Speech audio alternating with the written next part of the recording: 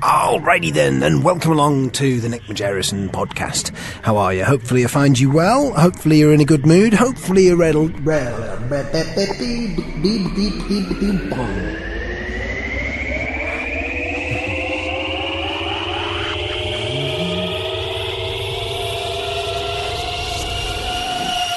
So on the Nick Margerrison podcast today, we have two cracking interviews for you. First of all, we're going to be speaking to Dr. David Clarke. Now, he's a reader and principal lecturer in journalism and media law at Sheffield Hallam University, my old stomping ground. Got a PhD in folklore. Fascinating conversation. On the way, he's going to be talking about UFOs. Yeah, that's right. One of my favourite things in the entire world. Aliens, which are definitely real, despite the fact there's not much evidence. I don't know. I honestly don't know what I think about that anymore. I really don't know about that topic. I think it's fascinating. I think it leads into all sorts of areas. I think there's something going on. I'm not quite sure what. Anyway, we'll get stuck into that conversation in a moment. Also, a heads up, we have a fascinating conversation / argument / debate type thing with Mike Stockbury. And he's on the way as well. He's a writer, teacher, broadcaster, and he loves history and art. It says here on his Twitter bio. He's working on some books and he's probably winding you up. He's a full-on lefty, a card-carrying lefty. He used to be a fan of Antifa, but he doesn't say he is anymore. And yeah, looking forward to talking to him. That should be fun. That's coming up also as well. Oh, you want to comment on the podcast? Find me on Twitter. It's the only way I'm doing it at the moment. I will set up an email address at some point. I haven't done yet. At Nick Margerrison. Margerrison. Is how you spell my last name. Right, let's kick off with this first conversation with this chap and a fascinating bloke. Have a listen to this. These kinds of things very often.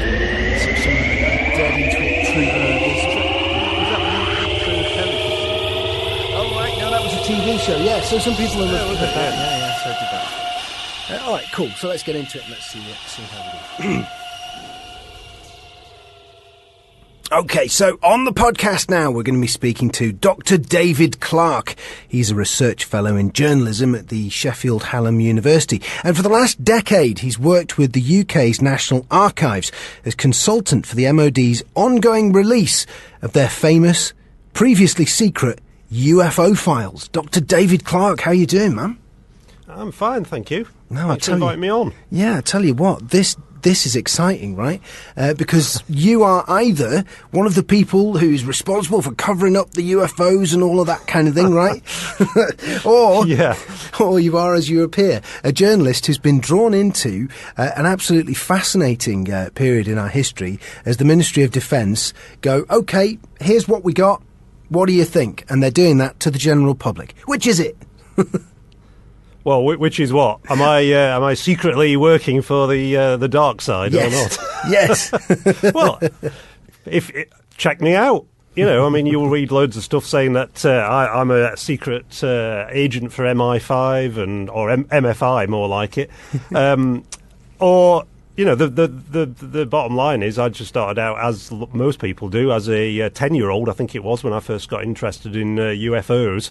Watching, I think it was John Craven's News Round in the 1970s, and I saw there was an item about a flying saucer that had landed in a playground of a school in Wales, and there was all these kids who'd drawn flying saucers that they'd seen, and they were about my age, and I thought, wow, this is fantastic. You know, I was watching Star Wars and Close Encounters at the time, and I just got into it from there. So years later, in the 90s, when I became a shoe leather journalist, you know, knocking on doors, doing court stories, that kind of thing, and we were told about this fantastic new thing that was coming in, freedom of information, under Tony Blair's government, where you'd be able to sort of make requests to government departments and get access to all these secret documents. And my editor was saying, you need to use this and you need to find a subject that you can sort of specialise in. I thought, well, why don't I have a go with UFOs? I know that Ministry of Defence has supposedly had this secret department that used to check these things out. So I just started making requests, and this must have been, don't know, about 1998, 99. Mm-hmm. And of course, I'd read all this stuff, all these conspiracy theories, you know, keyboard warriors who were banging on about, oh yeah, you know, they've got all this secret evidence that we're being visited by aliens, etc., etc. So I just thought, well, nobody seems to have actually asked to see what they've got. You know, and we've now got this Freedom of Information Act, so I started using it. And, you know, within a few months, I'd got mountains of material. The thing is, though, as soon as you look at this material and you start interpreting it, and you don't come up with the conspiracy theorists, you don't come up with what they've decided is the case, i.e., you know, aliens have been visiting us for millions of years, they've crashed, they've been hidden under Whitehall, all this kind of conspiracy theory bunk that's the internet is full of it. If you don't actually go along with that, if you say, yeah, okay, they have been interested in this subject quite clearly, they've spent tens of thousands of pounds in public money on it, but what they've actually found and the reasons for that interest are not quite what these people are saying, immediately then, you see, because you are contradicting the that kind of mindset, you then become part of the conspiracy. And all I'm doing as a journalist is just saying, yes, it's quite true, they were interested in this subject, they produced masses of paperwork, they employed people to investigate it. That in itself is interesting as a topic, as a journalist to look into. All I'm doing is I'm acting as the channel to actually get this stuff out to the public. People can make of it what they like once it's on, which is the whole point of this programme that I was involved in with the National Archives. It's like there are hundreds and thousands of bits of paper that have been produced that have now been transferred to the public archives, and my role was simply to sort of curate that, get it out there onto the internet, let people make up their own minds, because everybody has an opinion on this subject. My opinion is irrelevant, really. People always ask me, and I suppose you're going to ask me this, Nick, in a minute, do you believe? That's the question I always get asked on this subject. And I just think, does it matter what I believe? All I'm doing is looking at it as a journalist, finding out what's been said, what conclusions have been reached, and putting it out, let other people make their minds up. You know what, it's interesting, because to me, it's, and I can tell you've been in the thick of it with that answer. That answer is awesome. Because you've clearly... I know, I do ramble a bit. Well, you've clearly been buttressed from side to side because the thing is, it's a very polarised area. It's a little bit like politics nowadays. You're either on this side or on the other side, and you know what, the truth is somewhere in the middle. And from my point of view, and I couldn't agree with you more, the truth itself, without any need for exaggeration, is already fascinating. Let's hit people with this. They might not be aware of this. Number one, from your sort of top 10 takeaways, we'll do the top 5, your top 10 takeaways from the National Archives and the stuff that's been released. Let's just read this for people that may not be aware. Prime Minister Winston Churchill writes a memo to the Air Ministry, 1952. Direct quote, "What's all this stuff about flying saucers? What's the truth?" He actually was fascinated by flying saucers, right? And he was talking about sightings over Washington, D.C. that were being widely reported in the UK and international media, 1952. So there really was concern at the highest level, can't get much higher really, can you, than Winston Churchill, about this topic. There was. I mean, and that was the period when the security agencies, the intelligence agencies, were the most interested in UFOs and flying saucers, as they were known in the 1950s. And the reason for that wasn't that they believed that we were being visited by, little green men from Mars. It was simply that was the height of the Cold War. That was when they were expecting World War III to break out. So they weren't actually thinking, oh, yeah, we've been visited by aliens. They were thinking, are these things that have been seen by our pilots, are they Soviet? Are they some kind of spy plane that the Russians have developed that they're using to spy on the UK and NATO?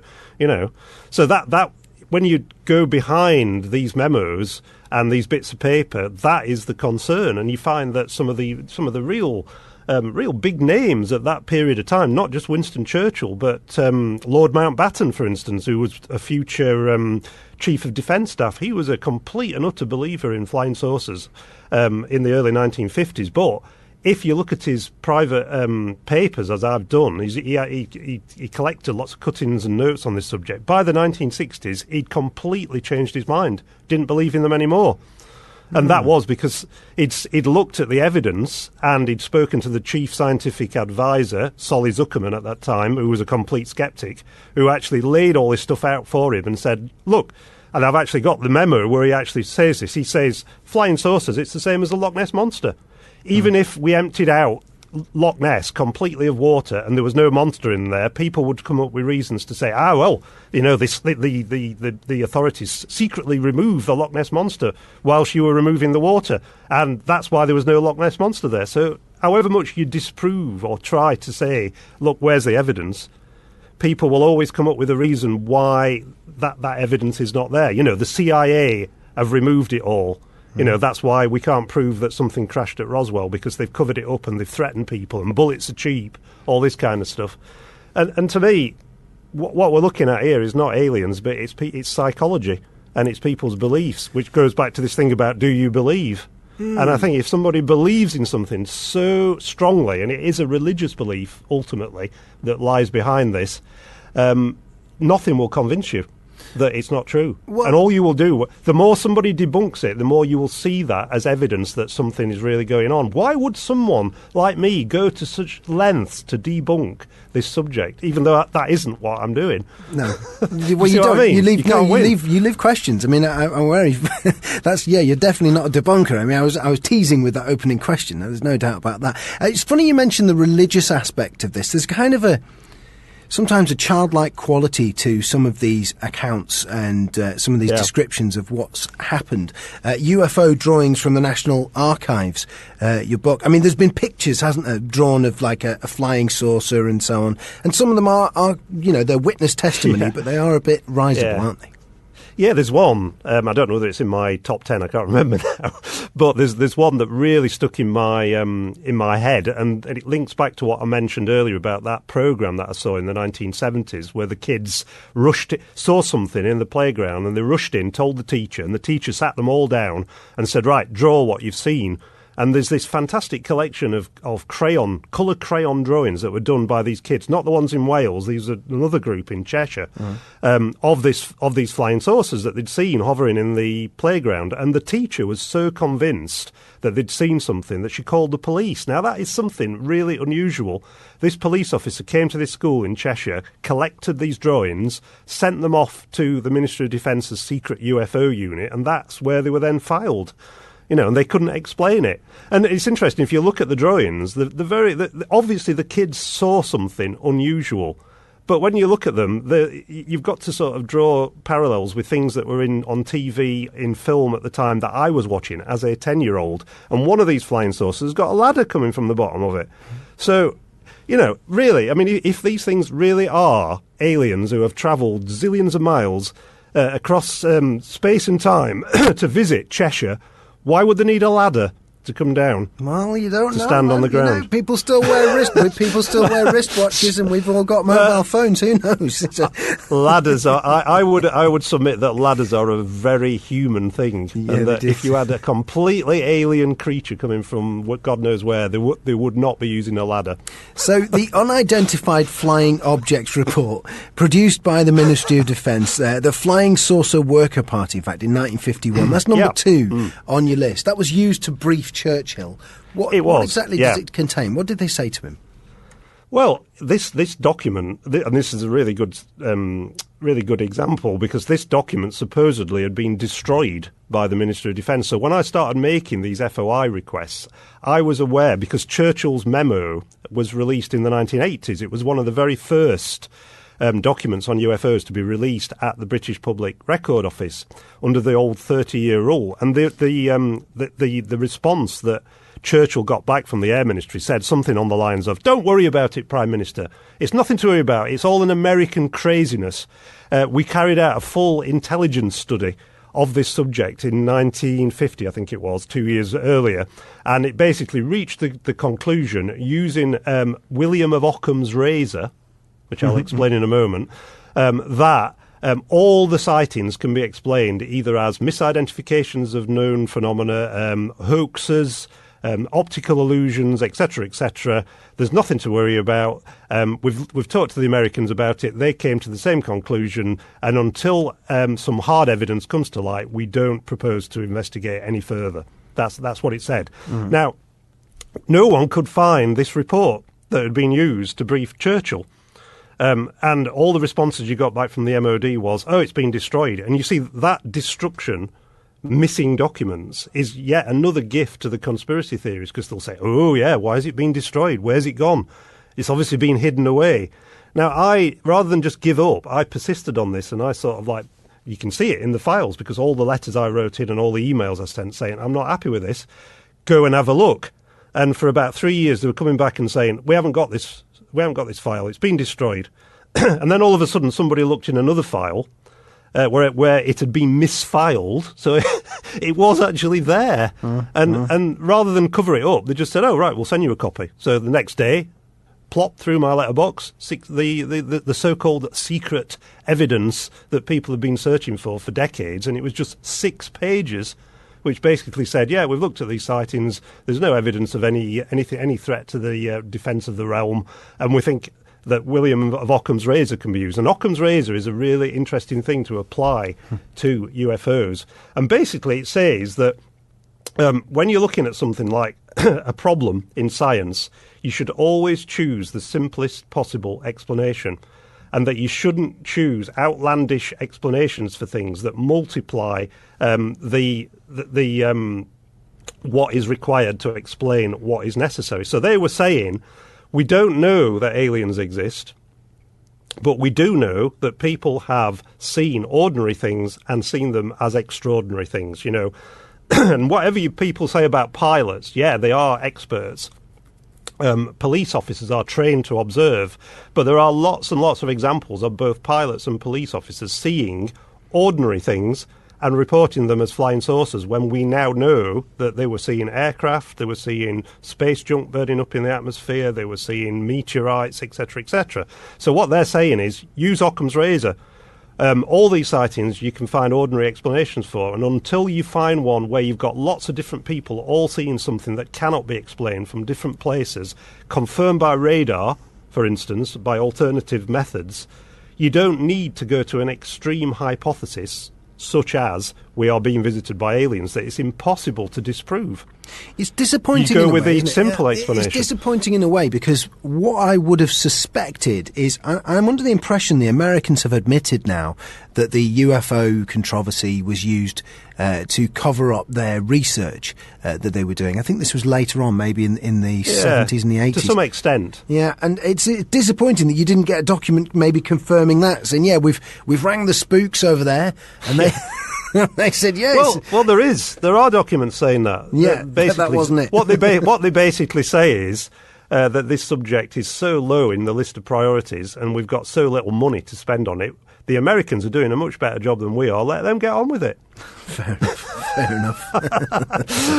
Which is what they did. You see, the people who are obsessed with this thing, to them, it's the most important thing in their lives: aliens and UFOs. And they think that the MOD and the intelligence services must take the subject as seriously as they take it.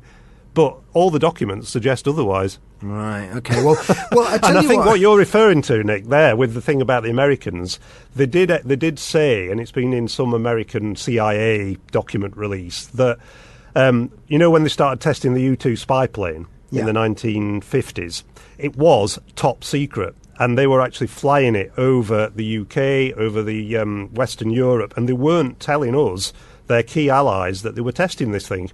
And one of the other, in my top 10 documents, is a you may have seen it, the 1957 sighting at Westfroy in Scotland, where you got, I think it was 2 or 3 radar stations on a RAF bombing range that switched on one morning, expecting a bombing trial to begin, and suddenly they picked up this huge object flying over the Irish Sea. They didn't actually visibly see anything. It was just seen on radar.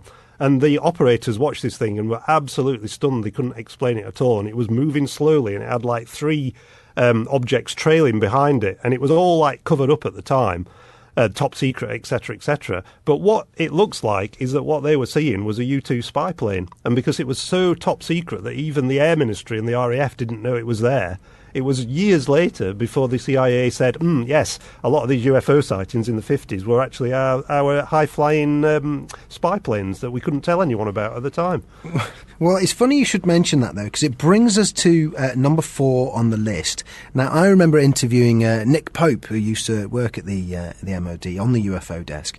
And I don't know that he's a true believer or anything like that, but he certainly, his position changed during his time at the MOD. Yes. And yes. The 2 words that he said to me when I said what was the key change, you know, the clutch changing, so to speak, and the gear shifting up. His 2 words were Rendlesham Forest. Now, for him, that's a biggie. Yeah. So, unexplained lights in Rendlesham Forest. It's number 4 on your list. Do you want to speak to that? Yeah. I'm fascinated by that one. Yeah, well, I mean, unexplained lights in Rendlesham Forest pretty much sums up the whole thing. That's what it was. That's what, that if you look at the original and the reason I included that is because it is one of the most famous documents in the history of ufology. You cannot get away from that. You know, that one piece of paper has generated an absolute firestorm of controversy, of different sort of people putting forward theories, etc., etc., and that's what I find interesting. And onwards, from when that was submitted in 1981 by Lieutenant Colonel Holt at the time, all the paper trail through the released files, there's just literally hundreds and hundreds and hundreds of people writing in, MPs asking questions about it. But at the end of the day, as an historian, you have to look at the original documents actually from the time that this event happened, and all we've got is one sheet of A4 saying that this guy and his friends went out into the forest and saw a lot of unusual lights. And to make That's the bottom line. To make matters worse, am I right in thinking it was like around the time of the Christmas party or something like that? Is that right? Yeah, exactly. And had a little drink. And I'm very sceptical of Nick Pope's supposed conversion to from a skeptic to a believer, because that's the legend that he puts out there, that he tries to make out is the case. But if you actually do a bit of digging into Nick Pope's background, first of all, he actually the first book he wrote had a draft in it of an actual alleged missing time experience that he experienced whilst driving in Florida with his girlfriend in 1991 before he was appointed to the role of UFO desk officer. Now, he's claimed that wasn't him, and he used that account in his second book and anonymised it, presumably because he thought if it came out that no one would take him seriously. But the idea that somehow he was a skeptic and that by looking at the evidence in the MOD files, suddenly he was converted to being a believer, I'm sorry, it just doesn't stack up, because all those files now that he looked at are actually now in the public domain. We can all look at them. And when he made that claim, he didn't know that all this stuff was going to appear under FOI. Look at it yourself. Look at the same information that he had access to, and if that suddenly converts you to a believer in ETs, then fair dues. But the one thing I would say is the reason that Nick gets so much attention is because, quite simply, he is one of the few people who worked in that post who's actually been prepared to talk about it. And he's made a career out of it. But if you interview some of the other people who did that post, don't forget he was only in that post for 3 years. Yeah. The MOD have run a UFO desk from 1958 until 2009. There's been somewhere in the region of 24 other people who've done that job that he did. I've interviewed at least half of those people. Not a single one of them takes his view or shares his view. They all say, yeah, it was a job. We looked at all these things that came in. I wasn't convinced that anyone was seeing anything out of the ordinary. Only him. He's the only one who's actually... He's the only one who's dead, break cover. He's the unusual one. He's the only one who's dead, break cover. That's what it is, Well, exactly, yeah. You can see it in that way. But all I can say is these other people had no reason to lie, and they weren't interested in talking. Well, let me tell you. Often they were saying, don't quote me. Let me tell you, I'm like you. I'm a fascinated observer. I don't have an opinion on it. But the final one is... And back to the Rendlesham Forest incident, for instance...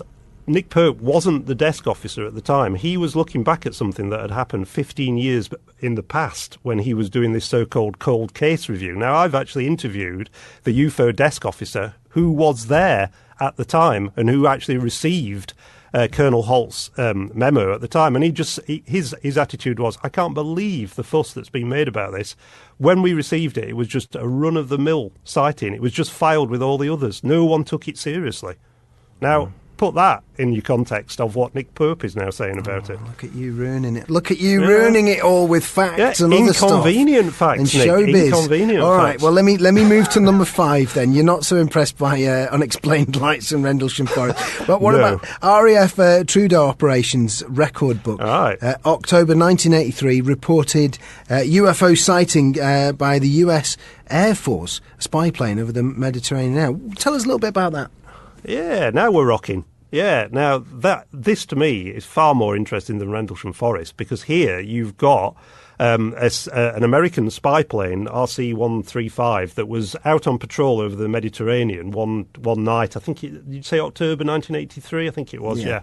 Monitoring Soviet military manoeuvres over the Middle East. Very sensitive back then, as it is today. And they were talking to a secret RAF radar station, Troodos, high on Mount Olympus on Cyprus, as they were doing whatever it was they were doing, which is secret. And they suddenly saw these lights appear. Classic UFO, huge object, lights all around it, buzzing their flight path, circling round them. They picked it up on their airborne radar, and all the while they were seeing this thing, they were talking to the base, the RAF people on the ground in Cyprus, and they were recording the conversation. They could hear the whole crew saw this thing. They tried to find it on the ground radar, but couldn't see anything, which is interesting. So you've got them seeing it visually in the air. You've got the onboard radar on the aircraft seeing something, but the ground radar, which is a different type of radar, not seeing anything.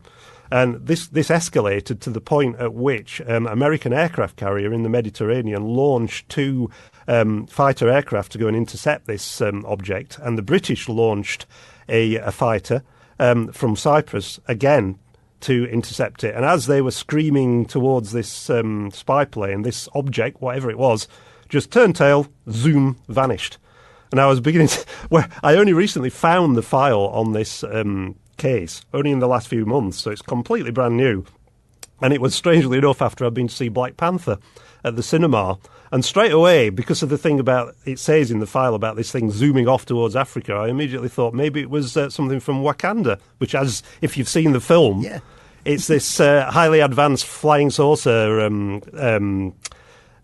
that's in the film, which is produced by this advanced African nation. And as soon as I saw in the film that it was a saucer-shaped object they were flying around in, I thought straight away that must be the thing that was seen from RAF Troodos. It's one of these strange cultural references, you know. It's a possible explanation, isn't it? I mean, do you know what I think's what I think's interesting about this area? And I'm really enjoying your journalistic scepticism around these subjects. But what I think's interesting about it is that, for me, I guess the question I always have to ask myself is, what exactly would convince me of these things, you know? I mean, what about yourself? If you were to have one of the least convincing experiences, perhaps, you know, one of those sort of UFO abductions where you go to sleep, you think you've been abducted in a dream, and then maybe you've got a bruise on your hand when you wake up, or something like that. You know, do you know what I mean? I've had loads of experiences like that. Usually after a few drinks down the. But what? Well, who hasn't? Who hasn't? Who hasn't had a period of time when they've sort of thought, "Oh my God, what did I do last night? Why have I got this strange bruise on my arm?"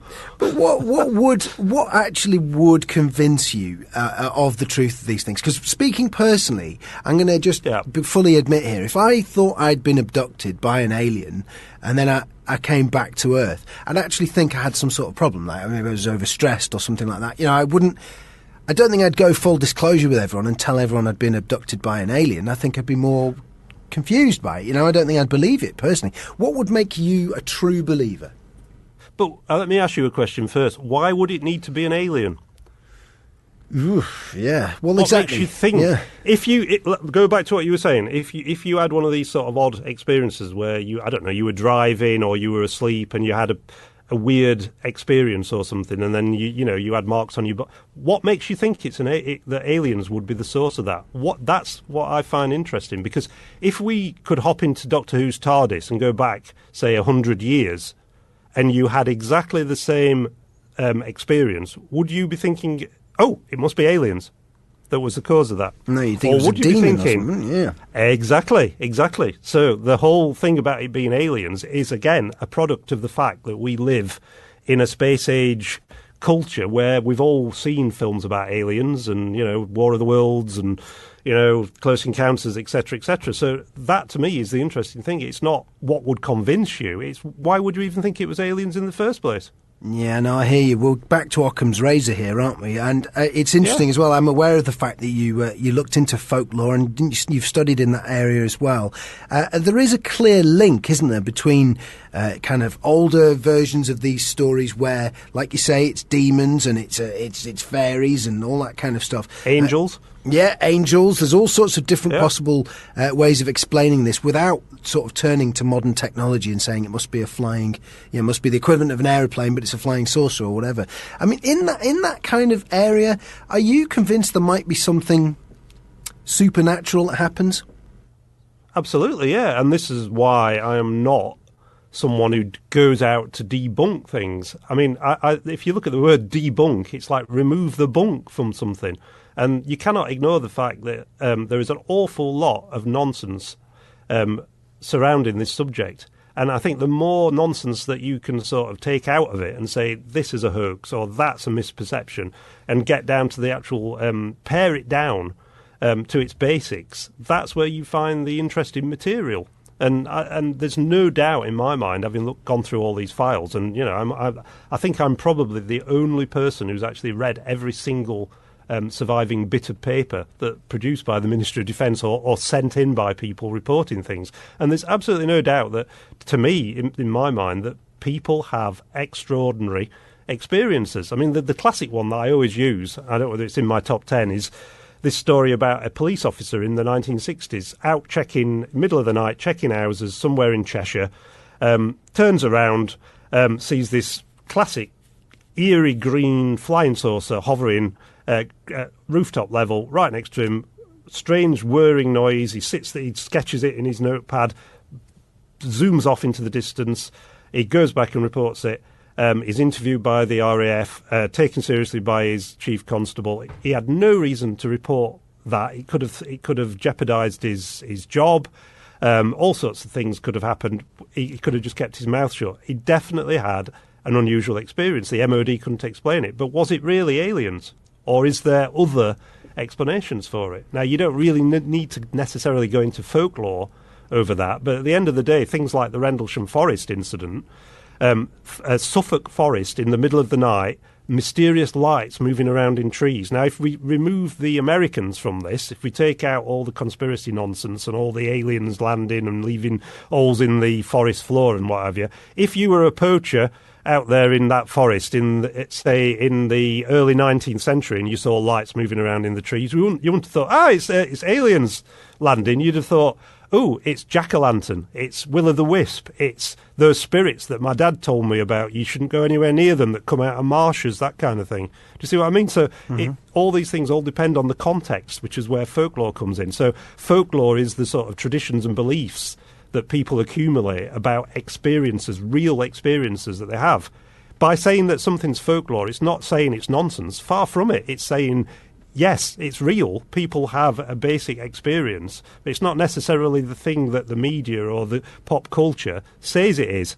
Do you see what I mean? There's a whole bunch of explanations. This is a fascinating conversation. I mean, we reach from the nuts and bolts world of kind of a UFO that's, strangely human in its design, really contains usually got 2 arms, 2 legs and a head, a character that comes out. We reach from there a hand that goes all the way to the supernatural and the world of the occult. I mean, from my research, Winston Churchill was not uninterested in the esoteric and in the occult.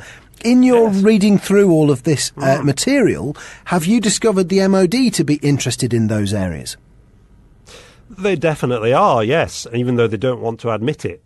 And I'm glad you mentioned Winston Churchill's prior interest, because if you trace it back, and I'm just in the process of writing an article for a magazine all about Churchill and his interest in weird phenomena. And actually, one of the very earliest documents at the National Archives is actually from 1912, when Winston Churchill was First Lord of the Admiralty, and this is just before the First World War.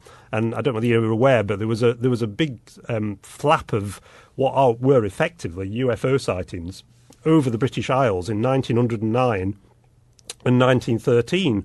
Now, again, people were seeing strange lights in the sky and objects, and they were even seeing them land and people getting out of them. But they weren't saying, oh, these are flying saucers. The people who were seeing these things thought they were German Zeppelins, because the Germans had produced these huge dirigible airships that were far more advanced than anything that we had, and they were capable of flying across the Channel and spying on the UK. And this was obviously in the build-up to the First World War, where there was all the rivalry between the British and the German empires.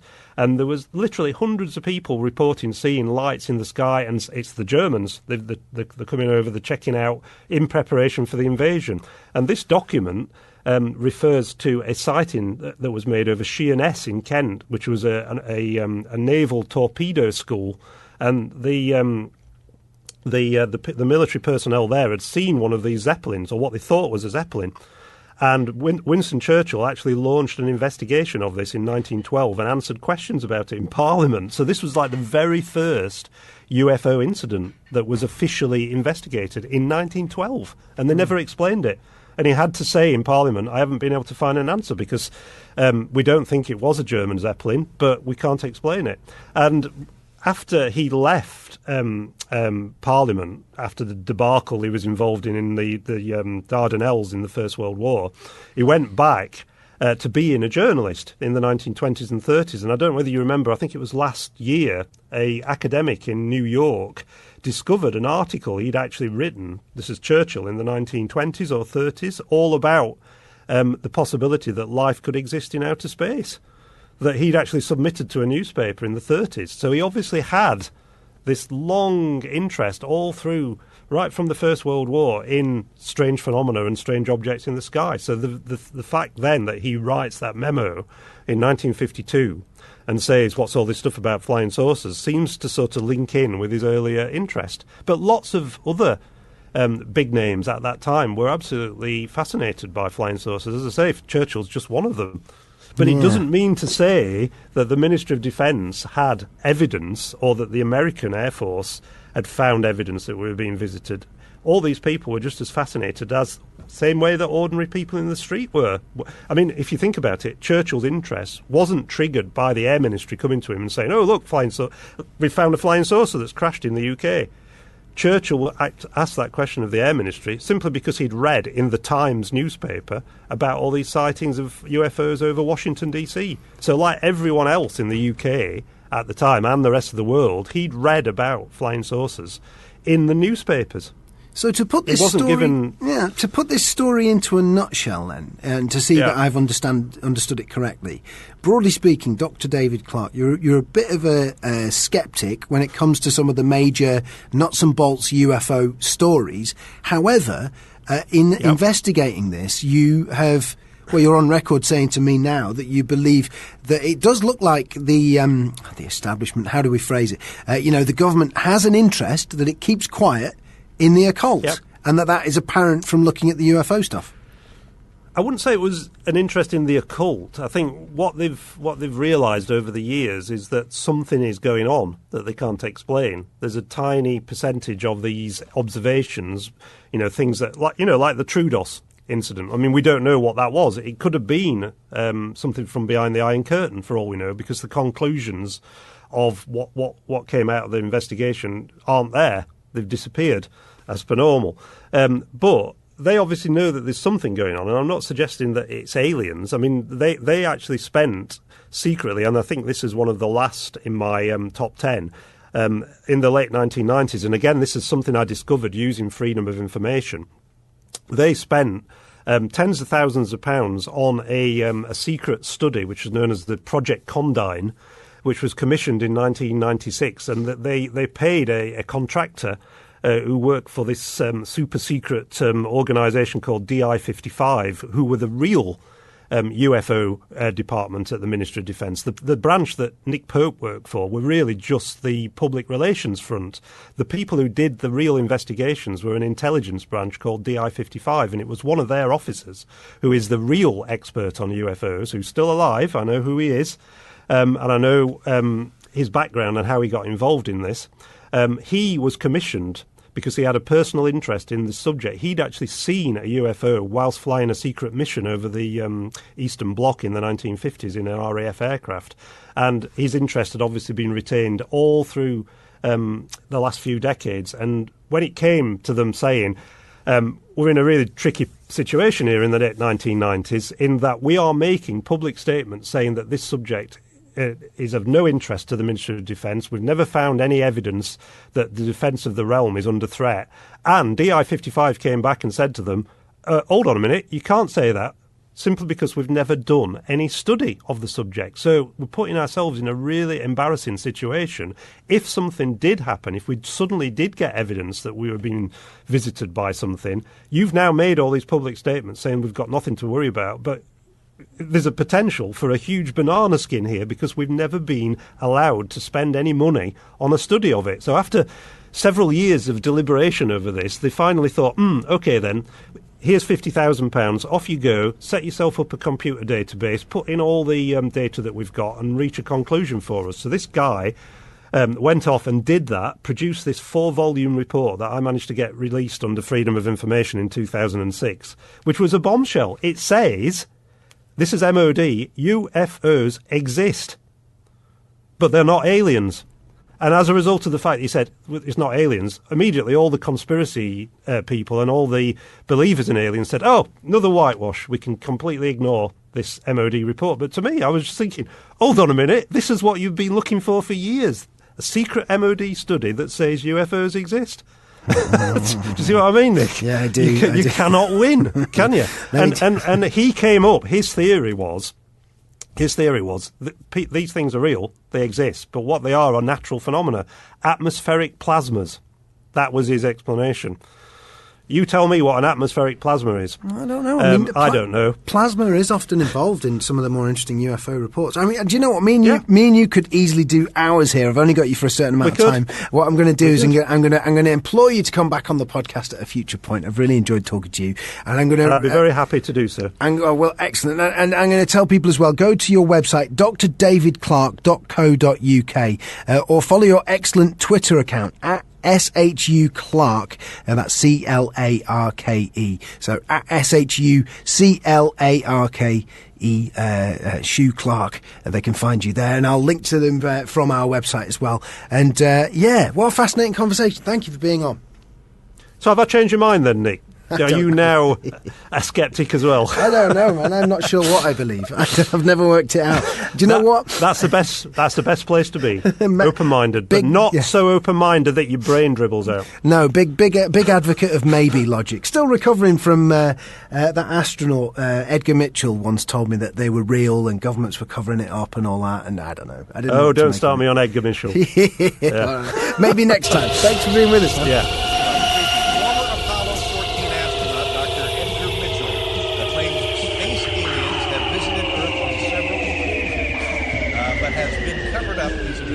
By NASA for the past 60 years. Alrighty, and now on the podcast we're going to be chatting to a chap who, let me go full disclosure with this guy. Let me explain. So his name's Mike Stuckbury, and I found him on Twitter because he's a prolific tweeter, and he has the best part of 50,000 people following him on Twitter. And what does he do? Well, he's a writer, he's a historian, he's an educator, and I'm going to call him a left-wing tweeter as well. He's a pretty staunch lefty, and he used to have Antifa on his bio. He used to sort of proudly be part of that. Antifa, if you're not aware, is anti-fascist organisation, and we've spoken to people who are part of that previously, but it's no longer on his bio. So I'm going to ask him about that to kick off with. Mike, welcome to the show. Welcome to the podcast. Good to have you on. Are you still a member of Antifa? As so much as one can be a member of Antifa. Yes, I am. I mean, it's a couple of reasons why I took it off, but in favour of hang on, let me rephrase that.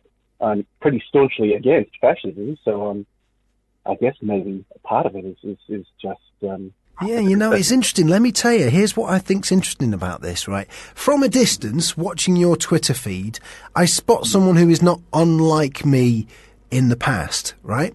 And I can kind of see, some of the debates that you've got drawn into. I can often see where you're coming from, even though you and I may disagree on things.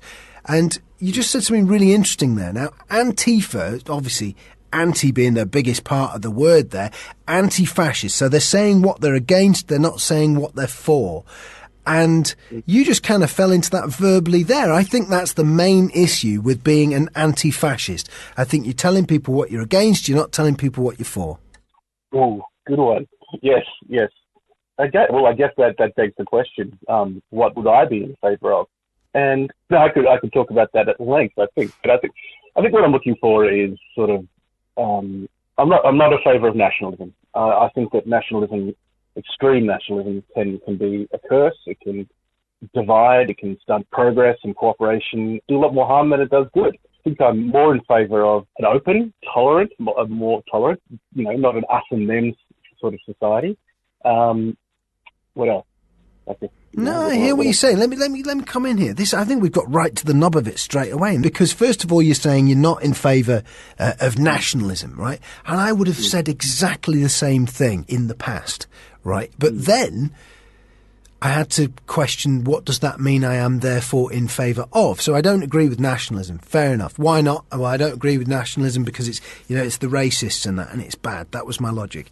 So what instead should I like? And the word that people use nowadays, and this will help a lot of people key into debates that are going on at the moment, is globalism. So what people do is they put as an antidote to nationalism globalism, the idea that we'll just get rid of nations. Don't need them, do we? We could just have a one world government where there's just one government in charge and everyone has to march to that merry tune. That'd be better, wouldn't it, is what a lot of people think. Yeah, well, I guess there are quite a few people who think if you're not in favour of extreme nationalism or far right nationalism, you must be for some one world government, one flag, looking towards a better tomorrow or wearing the same uniforms.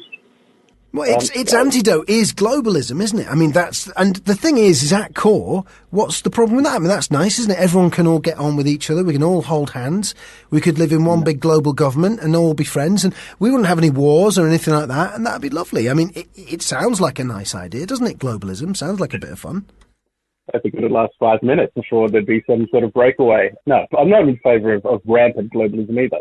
I do see the way in which it can strip particular areas of what's made them great in the past. And, I do agree that nationalism in some forms, or, sort of milder forms, can move progress forward. It can help nations prosper, but it's ultra-exclusionary nationalism. And with the sort of slightly, I'm going to say sinister overtones, and you're going to ask me what sinister overtones are they? It's the sort of, how do I put it?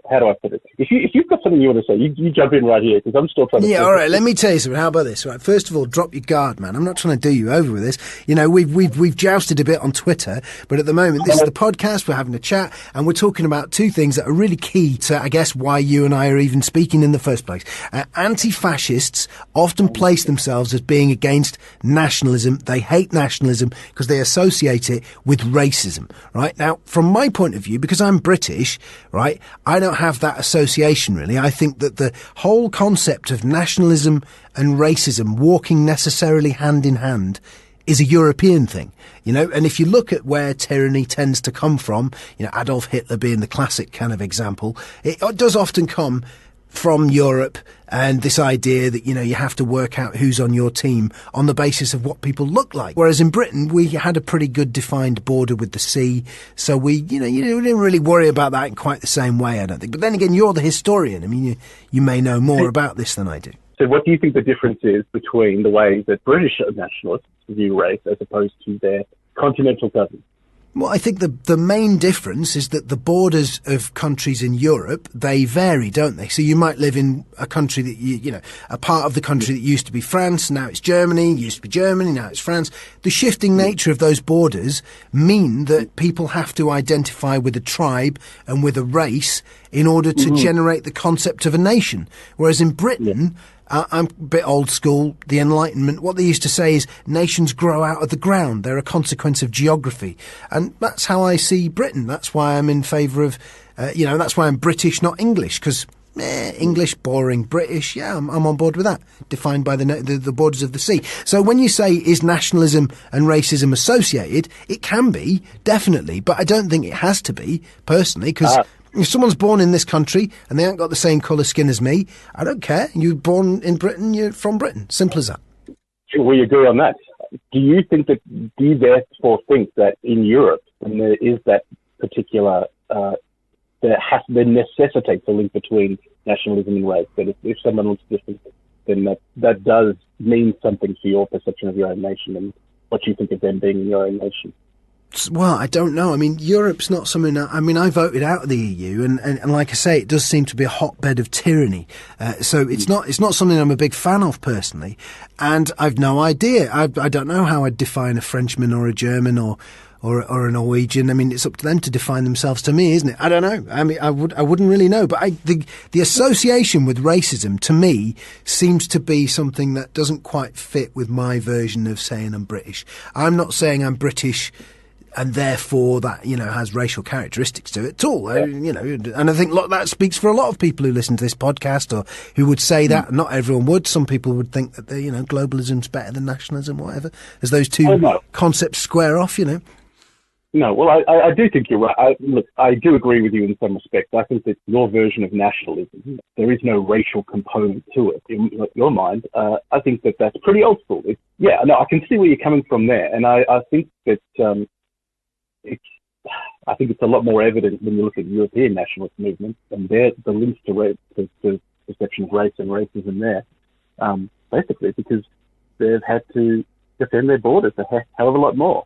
That had to, well, basically, if you look at the last millennia, you've had Caliphate coming up through Spain, you had the Mongols coming in the 11th and 12th century, and then you had Ottomans coming in, I think, in the 16th and 17th century. So you've had these incursions, and I guess maybe to some extent there is a little bit of a racial memory there of this sort of having to defend one's turf in a way that we maybe here in Britain don't. Yeah, I think so. I mean, so to get back to Antifa and to focus back in on that, as I understand it, anti-fascist organisations, or specifically Antifa, in fact, the only meeting that I've ever, I didn't go to directly, but friends of mine went to, was actually a German organisation, and anti-fascism started, as I understand it, as a sort of an organisation, the German version of it anyway, around about the time of the Nazis, as a direct response to them. But it does seem like quite an European concept, and it's weird to have it happening in this country where you have people organising a talk or, saying something right-wing or whatever, and a load of people turn up in masks and say they're Antifa and they're here to break up the speech. That seems to me to be absolutely dreadful and totally counter to free speech, regardless of whether I agree with the person talking or not. What about you? I completely agree with you there, and I think that's the major curse of the whole sort of decentralized. You're Antifa if you say you're Antifa idea.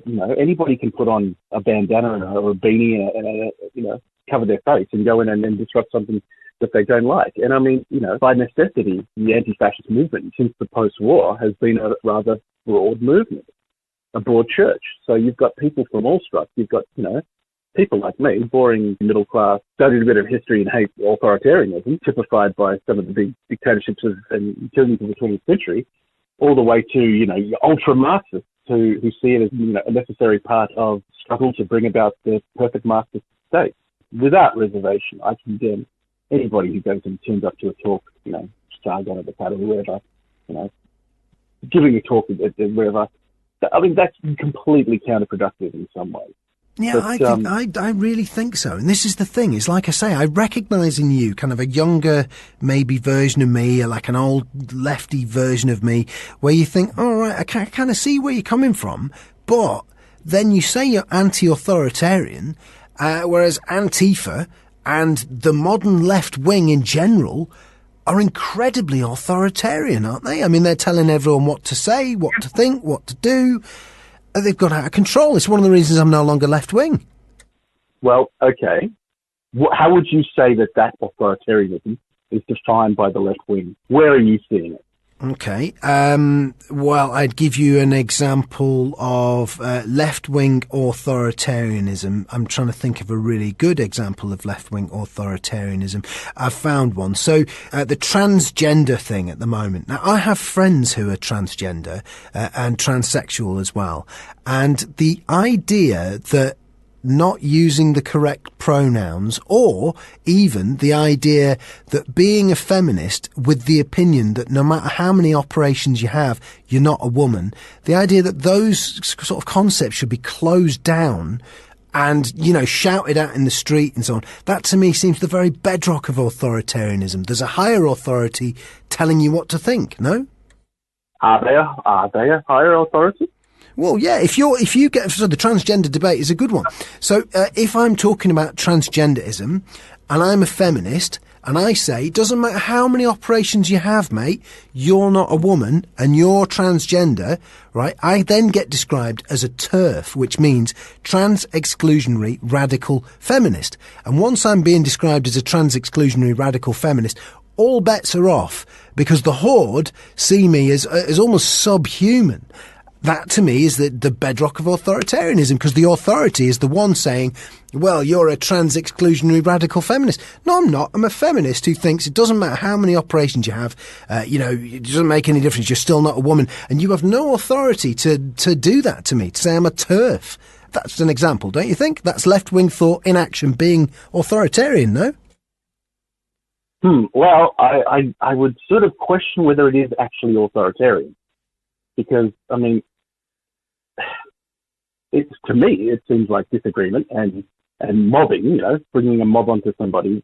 Yes, and in many ways, I think to sort of pile onto somebody and with a stream of invective is not helpful. But is it necessarily authoritarian? Okay? Because authoritarian implies that that there is complete shutting down of debate here. I mean, where's the authority issuing from? Well, that's a really good question. I mean, in that instance that I gave you, in that example I gave you, the authority comes from the mob and the threat of violence.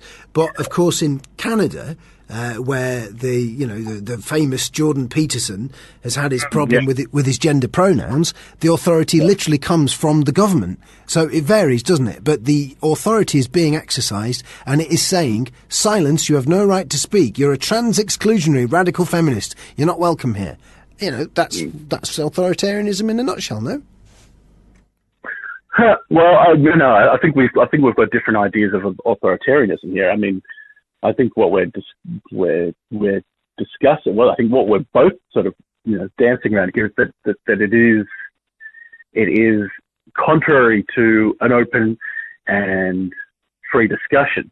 But whether it is authoritarian, whether it is the harsh jackboot of crime sync and all that kind of stuff coming down.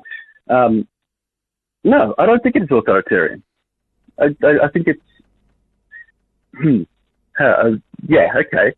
You have got me thinking here, but I do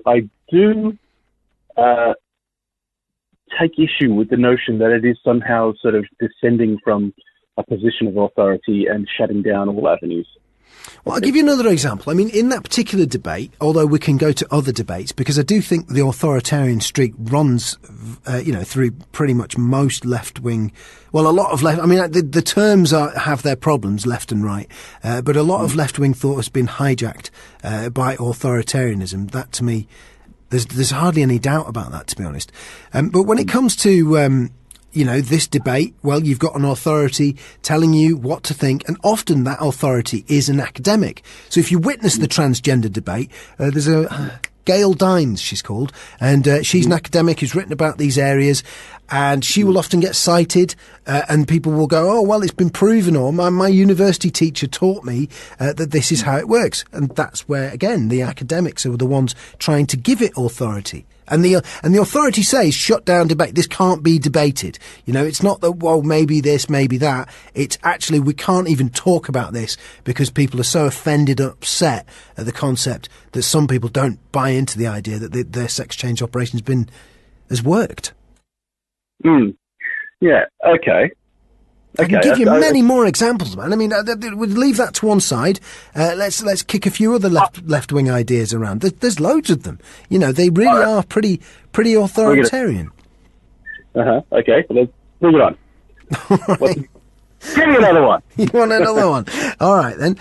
Well, how about the idea of the redistribution of wealth? I mean, that's the kind of classic left-wing idea, isn't it? So for people who are not fully across this, the right wing, broadly speaking, they want to conserve the world as it is. The left wing want to change things, and usually the thing that unites most left wing people is they want to take all of the money and resources off the very, very rich and spread it out amongst the very poor, and that's what they say they want to do.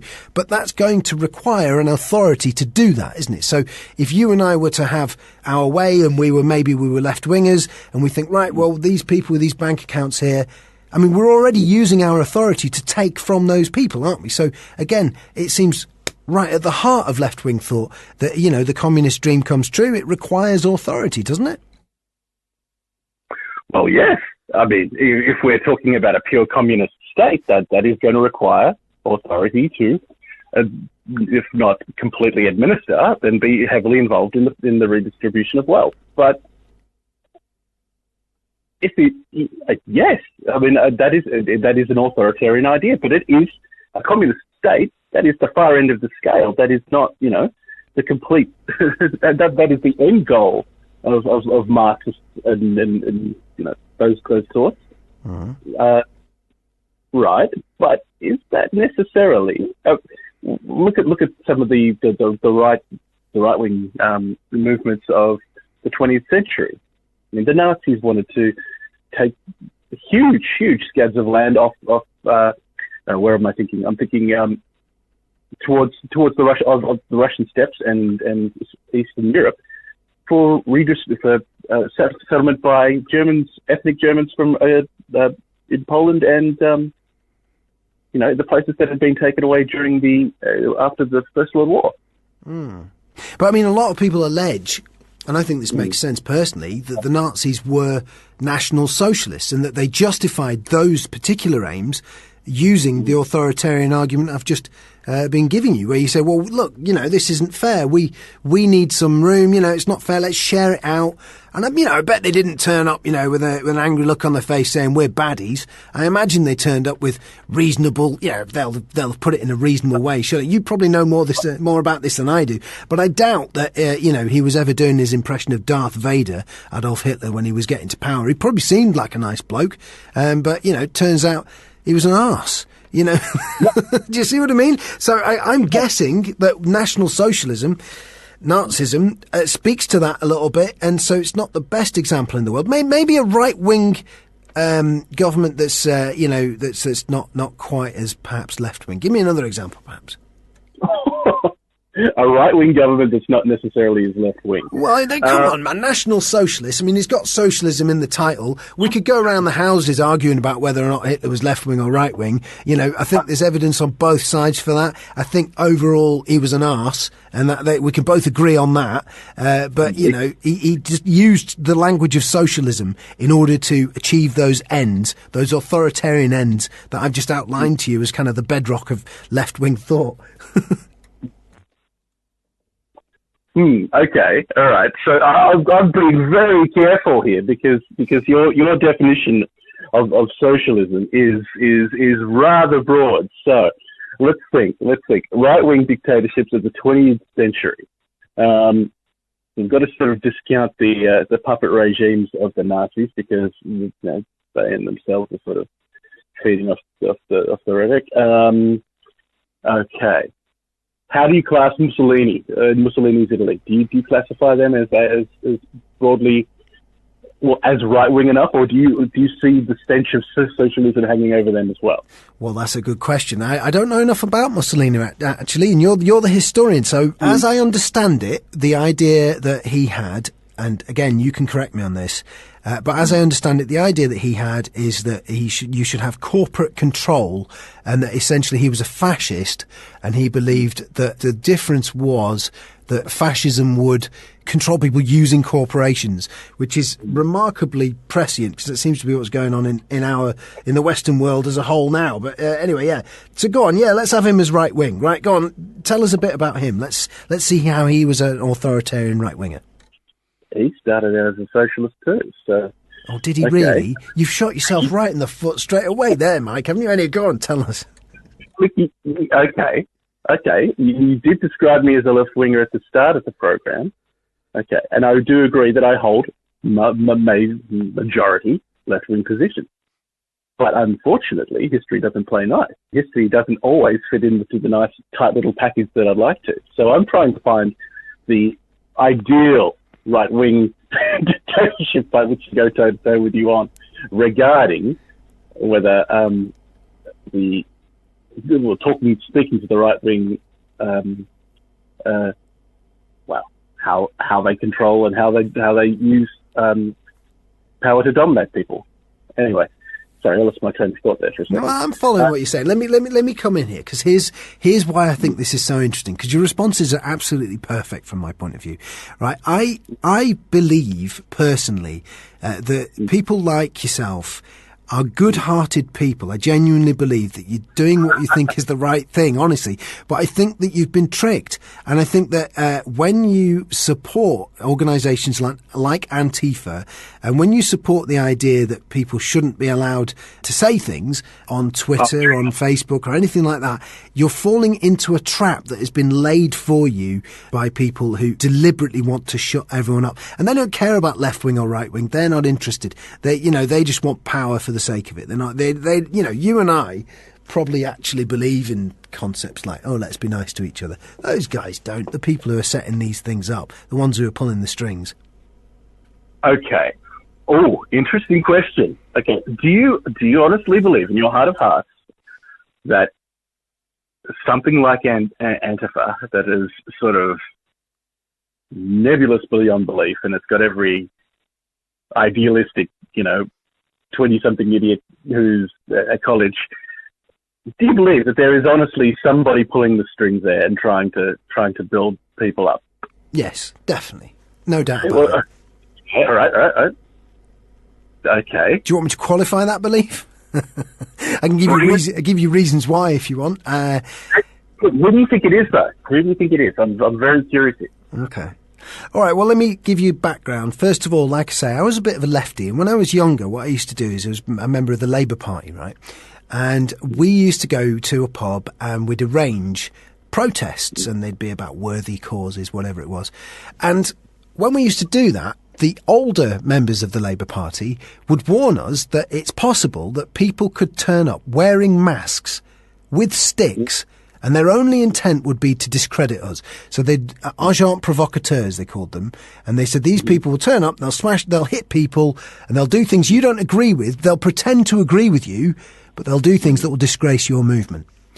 And I always thought they were stupid. And this would be in the late 80s, mid-90s, that kind of period, Oh, what idiots? Why are they getting paranoid about that? And then now, in the modern era, when I've turned my back on being involved in street politics like that, I'm not even remotely interested anymore in doing that. I've seen these characters emerging, and everyone's cheering them on, saying they're members of Antifa. Yet they exactly match the description of the elders that I remember dismissing, who were saying that kind of thing can happen and it discredits the movement. And you yourself have said that, turning up at a meeting and stopping people from talking discredits the movement. So yeah, who it is that's pulling those strings, I've no idea. But ye gods, they're playing to a playbook that's as old as the hills. Okay. All right. So what I would agree with you. Here's what I agree with you on. In this instance, I do agree that there may be actors. I'm not saying they are state actors. I'm not saying they are. Well, geez, I don't know, but that do provide aid or in attempt to provoke these kind of confrontations, and I think it happens on both the left and the right. I honestly believe that it's not just something that happens on the left.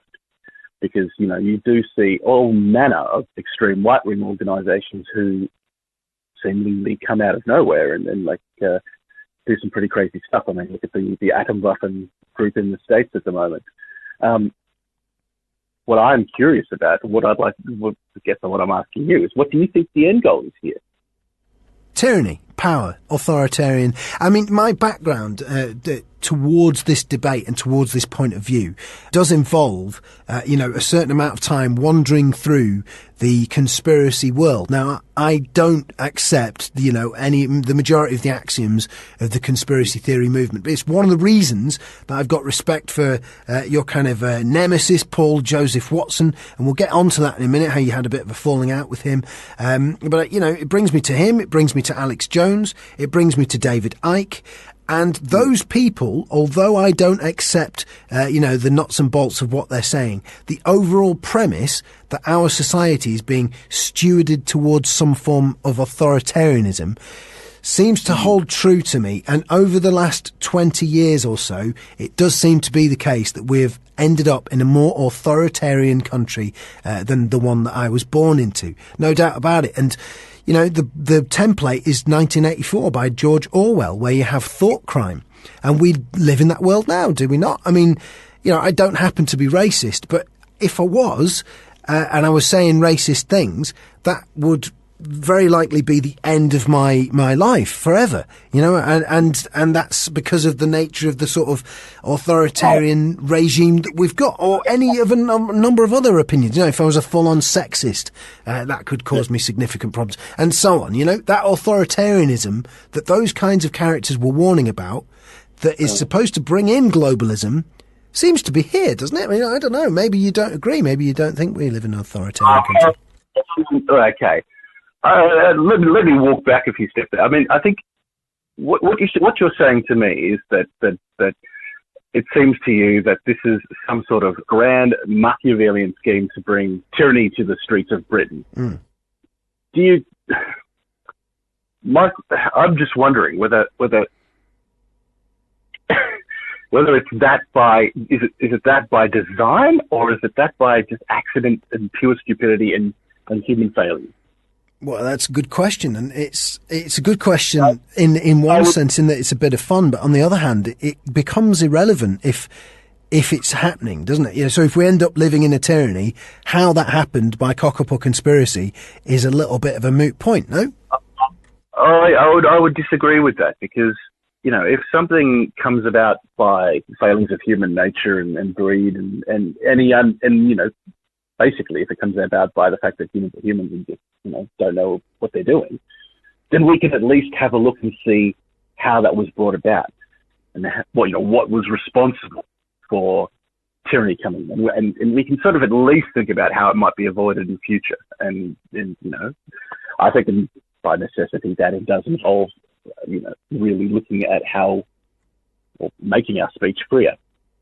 If we think it's a conspiracy or something that was put in there by design, why not sort of apply Occam's razor and sort of say and suggest that, it's really, really hard to sort of get these things moving and going to the extent that would sort of completely divide the world. And I know that, it's part of the playbook of various countries, naming no names to sort of sow division and things like that, but they spend a lot of time and energy doing it. And, if we're going down the conspiracy trail, then I don't think we can really I don't think that's the historical view that we should be taking and looking for. We should really be looking at how factors came together to bring about a state of tyranny. Yeah, I think you could spend months, you can spend years looking for evidence of a plan, but I don't think you're going to find it. I hear what you're saying, and like I say, it is an interesting question because it can breed a lot of fun.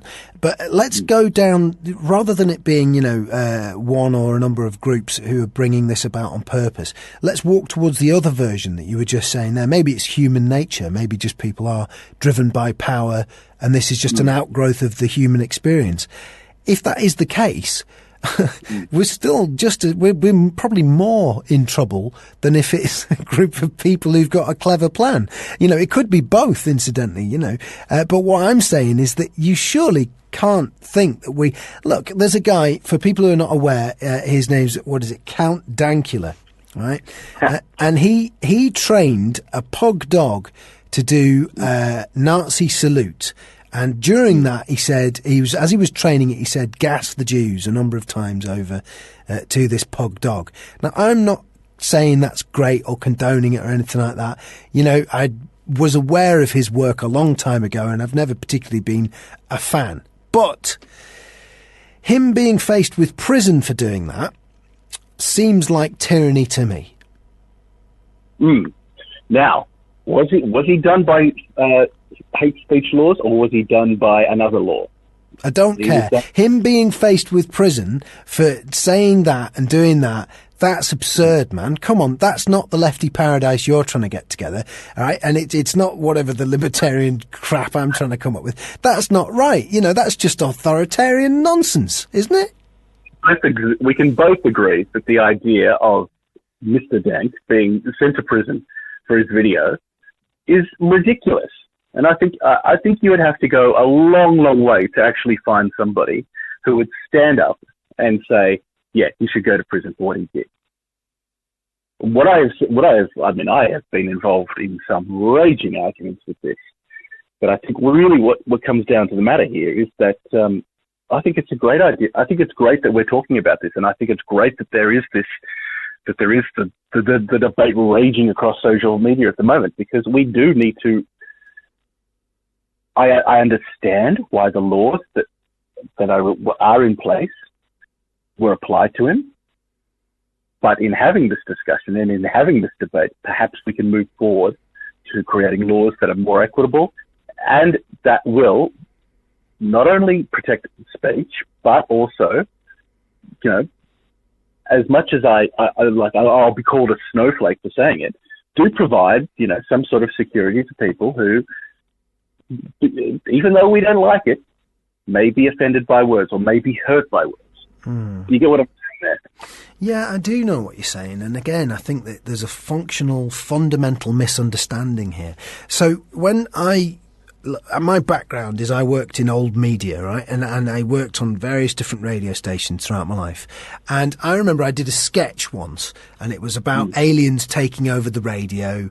It was an obviously silly sketch, and these aliens are going to come and, you know, investigate your bottom and all that. It was stupid. I thought it was obviously stupid, right? And Marty the Martian, it was, that came on. I remember being hauled over the coals by my boss because someone with learning difficulties had listened to that with their mom, and they'd become convinced that an alien was going to come. This was played in the middle of the night, that an alien was going to come and get them, right?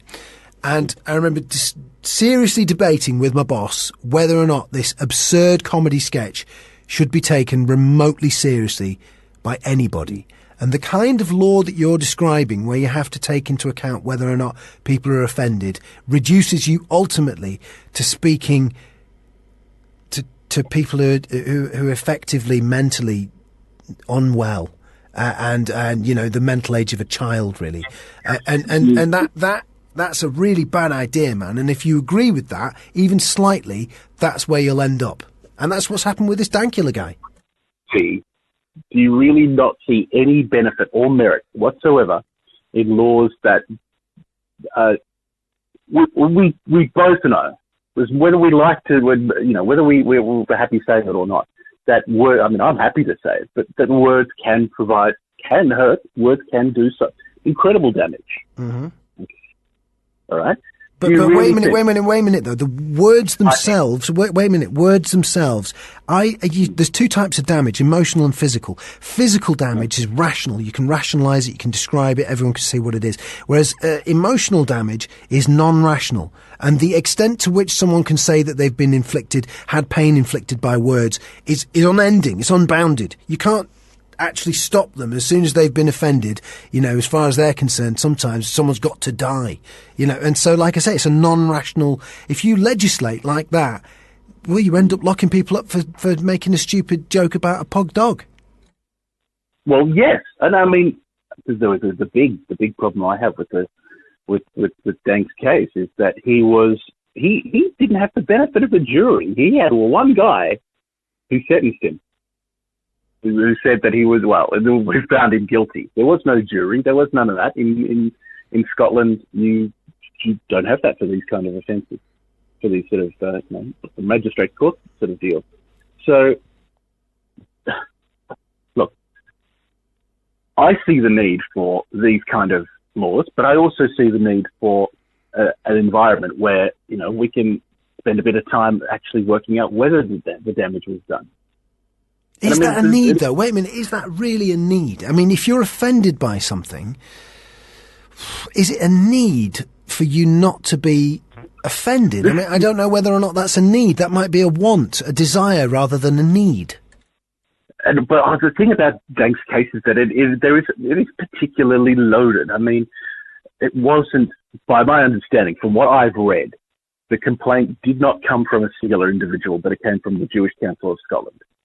So it wasn't one person saying, I'm offended, and dobbing him in, essentially. It was the organisation sort of saying, okay, yeah, this crosses a particular line. The other thing is we're talking about the Holocaust here. We're talking about an event which affected, okay, there's only, there's a couple of thousand people, maybe under 100,000 people who were alive at the time of the Holocaust, who were interred in Nazi concentration camps. Maybe if you were even in death camps when they were liberated. There are some survivors living today in England and Scotland. And to hear that kind of rhetoric, well, I mean, I know, and this opens an entirely new can of worms, but to talk about the idea of it, it was just a joke. To hear that kind of thing, to see that sort of thing replicated over and over and over again through the magic of social media, it can have an effect. It can have a really very real physical effect on people. Well, okay? Yeah, it can do. But I mean, look, first of all, I don't buy into this idea that you had to... I mean, if you were directly involved in the Holocaust, obviously that carries an enormous amount of resonance. But at the same time, I don't see the Holocaust as a crime against, any one category of people, to be honest. That's a crime against all of humanity. It's a terrible thing. And absolutely, I don't think it's, so it's not, I don't find it particularly amusing. And the piece itself isn't particularly amusing. But at the same time, it's far, far worse to start advocating the destruction of free speech because bad things have happened. I mean, bad things have happened and people say bad things, but saying bad things isn't as bad as something actually bad happening to you, right? Physical pain, like I say, it can be rationed. If someone cuts your head off, you've lost your head. If someone says that you're a bit of a knobhead, it doesn't matter. Does it doesn't make any real difference, do you see? Question for you. Right, so Germany has a whole suite of laws that relate to not only the display of Nazi and communist imagery, I might add, but the Hitler salute, Sieg Heil, Heil Hitler, all of those kind of things. They can be, you can either be fined, I can't remember the exact amount that you can be fined per Hitler salute, but it's easy. Or you can spend some jail time, and there have been some people who've been jailed, and in fact, I think there was somebody who was jailed for similarly teaching their dog to do the Hitler salute in Germany. Now, would you say that Germany is labouring under tyranny today? Well, I don't know. That's a good question. I've not been to Germany, and I don't know. I mean, I'm proud to be a member of the United Kingdom. I'm delighted we're leaving the EU. I think that could be the tyranny that we're describing. And Germany, of course, is the epicentre of that. So I don't know. Maybe it is, maybe it isn't. I don't know. I don't live in Germany. All right. Well, you don't live in Germany. Well, okay. Let me tell you. I have lived there for a number of years, and I'm married to a German. Let me tell you, I believe in many different ways that it is freer than the United Kingdom. And that is represented in all manner of attitudes towards things like religion, right down to, things like wearing a helmet, not having to wear a helmet when you ride a bike, and other, could be little bits of legislation. I find it vastly freer in many ways. Yet they have these laws that very particularly, very clearly say you are not allowed to say these things or write these things down or show these things. I mean, I think we've got to get a bit of perspective here as to what tyranny means. And tyranny is a very loaded term. But I know you want to talk about Paul, so go ahead. Well, no, I mean, tyranny. Tyranny is actually tyranny is quite an interesting concept, because tyranny is poorly applied legislation. So it's a dictator who you can't quite predict. You don't know what he's going to do. He's a bit odd. That's what tyranny is. Authoritarianism can walk hand in hand with tyranny, but they're not necessarily the same thing. And from my point of view, the issue with tyranny, having spoken to people who've lived in tyrannical government, under tyrannical governments, is literally you don't know what's going to happen. You don't know if you're going to get into trouble or not. So when we talk about the UK free speech crisis, right, the issue is that you can't predict whether or not you're going to get into enormous trouble or not. And that is part of it, is that the inconsistent nature in which these laws are applied is part of the tyrannical aspect of it. Count Dankula, is being threatened with prison, whereas on the other hand, similar jokes have been made in the past by various comedians about the Holocaust, and they're not being threatened with prison. In other words, it's not consistently applied, these laws. On the one hand, I do agree with you that, people who live in tyrannical regimes, or regimes that are described as tyrannical, one of the things they say is they never knew when their door was going to be kicked down and have, the Gestapo or the NKVD or whoever coming in and messing up their life. But I really, there is a country mile between that, the Gestapo or the NKVD or whoever kicking down your door and coming in and effectively erasing you or putting you on show trial for your crimes, and crap legislation. I mean, surely one of the great things is that these laws can be changed, that we can debate them. I mean, yeah, I wonder if you can, though. I mean, the problem with hate speech laws is that if you try to oppose them, you may contravene them in the process of opposing them. So, I mean, I've always found that to be a difficulty. Since it was Tony Blair and the Labour Party ramped them up big time. And I remember, Rowan Atkinson and all these people were protesting against. This would be about 2004, 2005, around about then. And, once those laws were passed, it was tricky to oppose them because you needed to oppose them using words that may later be defined as hate crime. So why do you think? Why does your opposition to these hate speech laws necessarily involve you breaking the law, unless maybe you are protesting it? But even then, that seems to be shooting yourself in the foot, doesn't it? If you're sort of using hate speech to protest hate.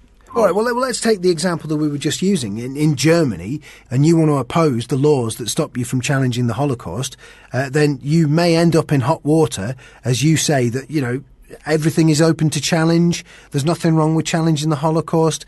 As soon as you start doing that, you are potentially challenging the possibility of the Holocaust, And there you go. You might get yourself into trouble.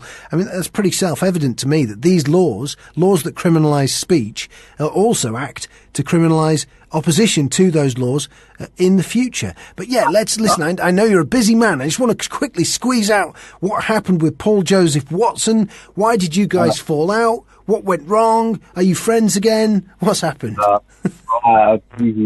The particular the inciting incident that sort of started all of this was that he presented a cartoon still from the BBC that presented black Romans up on Hadrian's Wall in the second century, and was saying, political correctness gone mad and all of that kind of stuff. And I was like, this is fairly correct, and this is why. And he sort of laid out why the historical evidence for people of different ethnicities being in Britain in the first and second centuries, and sort of gave them the details as to where he could find the information. And so they talked about some of the academics and then he sort of responded to that and made a video in which he was attempting to sort of refute my claims, snapping at each other ever since. Let me tell you what's funny about it. Here's what I find quite amusing, right? I've watched Alex Jones, Paul Joseph Watson, and all these kind of characters for years. And what is amusing to me is this.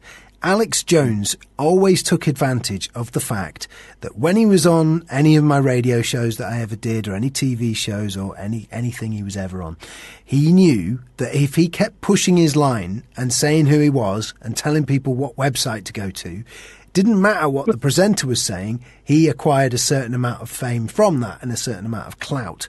And from a distance, it does appear to me that you've done an Alex Jones with these guys, in that you've argued with them and they've brought you a certain amount of notoriety, clout, and a fandom to a certain extent, which I think is kind of amusing.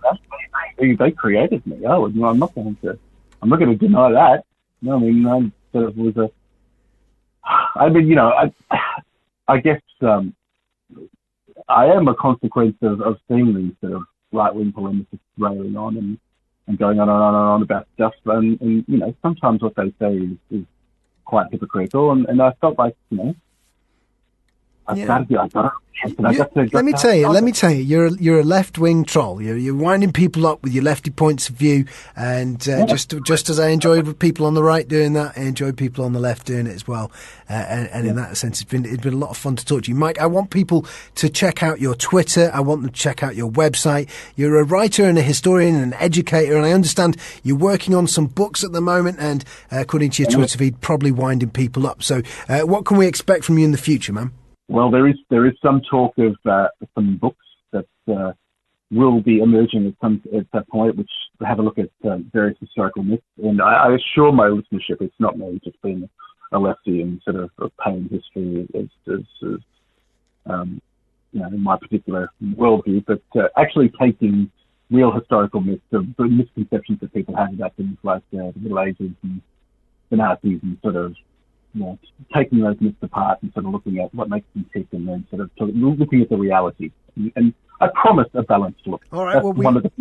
Mike, we look forward to that here on the Nick Margerrison podcast, and some myth busting from you. And I'll tell you what, when that's done, we welcome you back onto the podcast again. You can chat to us then, and we'll see what's what. Listen, thanks for making some time for us, man. No worries. Cheers.